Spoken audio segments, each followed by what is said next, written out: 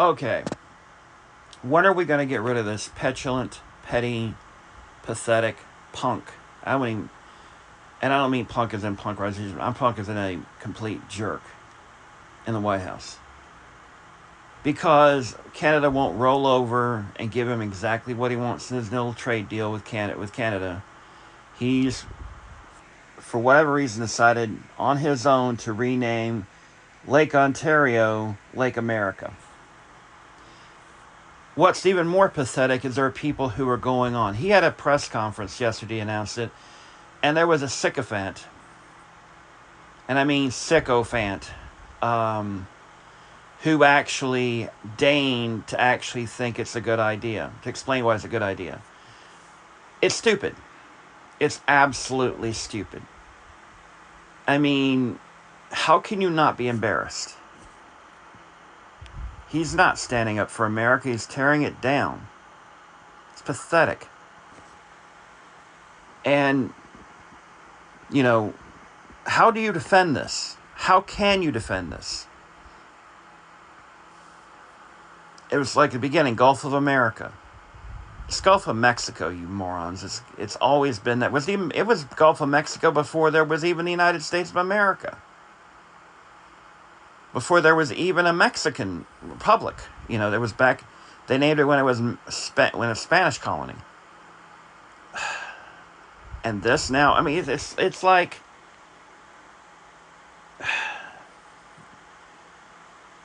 how in the hell do people keep supporting this man?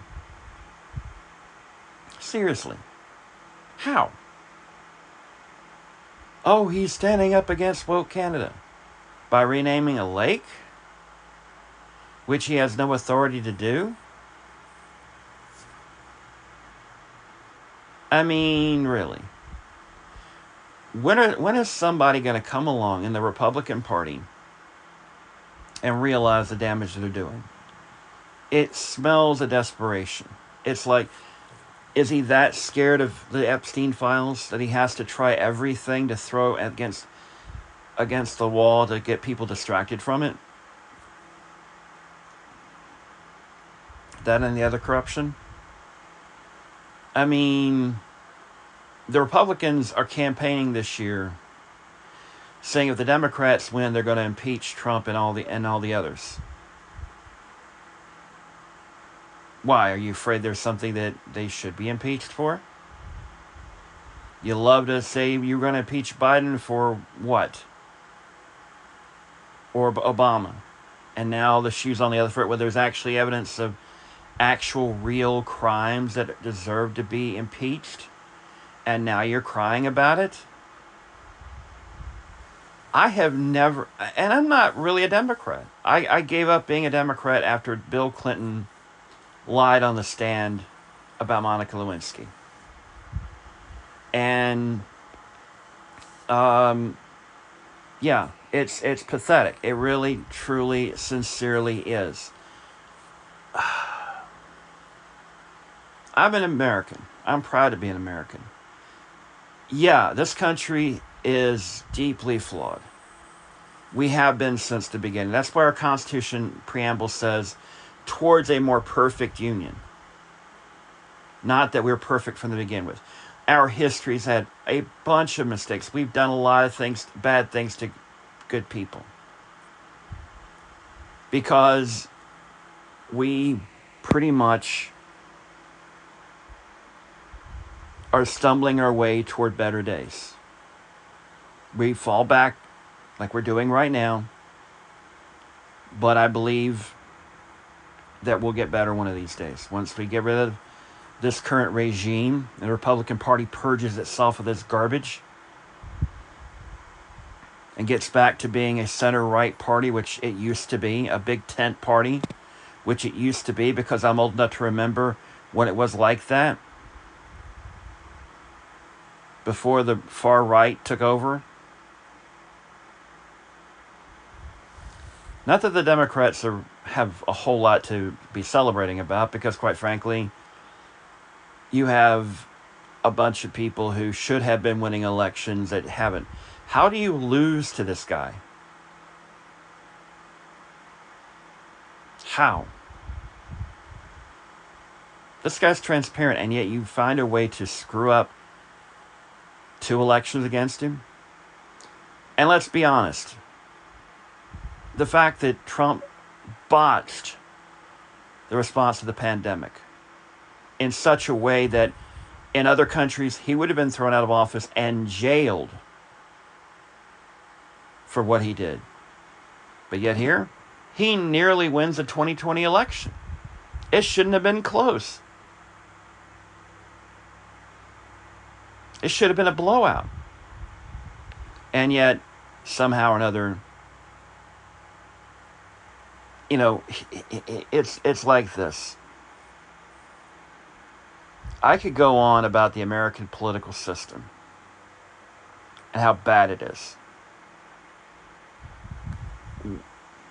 The Founding Fathers, much flawed, did a pretty darn good job with the Constitution, but it wasn't perfect. We could change a lot of things about it. I need to really get on here one of these days and get into it. But it allowed Donald Trump to become president. If we had a Westminster-style parliament instead of what we have, he would never have come close to being prime minister of any Westminster-style government in any country that has that system, because they would have thrown him out. The only reason he became president is because people remember, oh, that's that guy from The Apprentice. He talked really tough and all this about Mexicans and Muslims, blah, blah, blah, blah, blah. He's going to stand up for, But yet you don't look at the style. You don't look at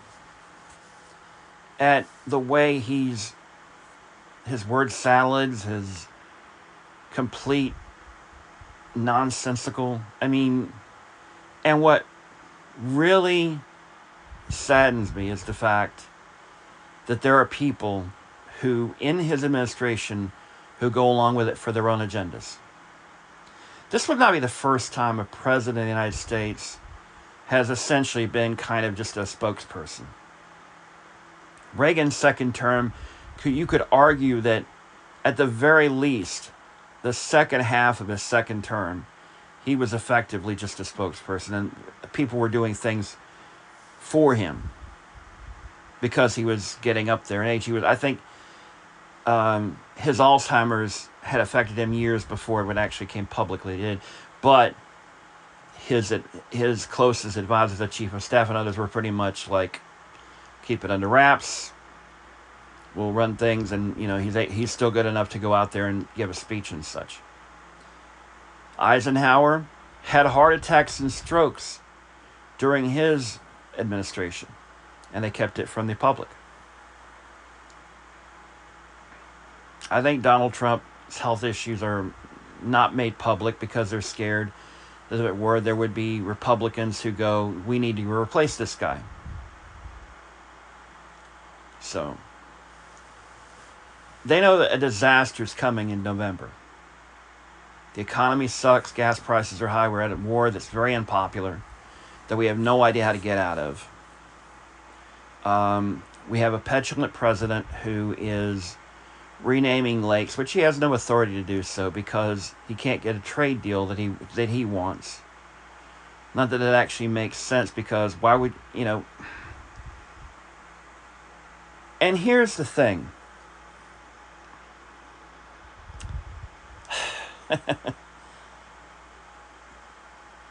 I was raised to believe that Republicans hated tariffs. They wanted free trade all the way. It was the Democrats who wanted tariffs. Once upon a time, back in the olden days of the 1980s and 90s, I was for it because it protected our jobs from cheap foreign competition. That was then, this is now. We live in a much different world. American manufacturing has practically been stripped bare. But during the Biden administration, we were making a comeback. But Trump just thought, hey, we'll go back to the way it used to be with tariffs, without realizing we don't have the manufacturing infrastructure to back it up. So, yeah. I need to get that off my chest because it's one of those situations where I'm glad I don't watch the news, because I swear to God, whenever he comes on or whenever his lackeys come on, I want to throw a brick through the TV. Not because I have any real hatred. I don't hate the man. It's just, don't we realize how pathetic he is?